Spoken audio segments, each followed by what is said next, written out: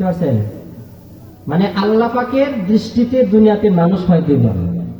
এক দলকে বলা হয় হিজবুল্লাহ, আর এক দলকে বলা হয় হিজবুশ শাইতান। একটা আল্লাহর দল, একটা শয়তানের দল। এখন আপনারা বলেন আমরা কার দল হতে চাই? নিঃসন্দেহে আল্লাহর দল, ঠিক না? আল্লাহর দল হতে চাই দেখেই তো আমরা এখানে বসছি, নাকি বলেন?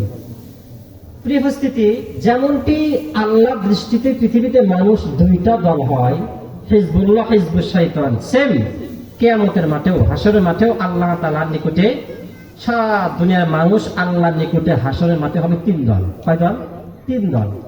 এক দল হবে ডানপন্থী, আর এক দল বামপন্থী, আর এক দল হবে অগ্রবর্তী। অগ্রবর্তী ডানপন্থী এই দুইটা দল হবে জান্নাতি, আর বামপন্থী হবে জাহান্নামী। বুঝতে পারছেন?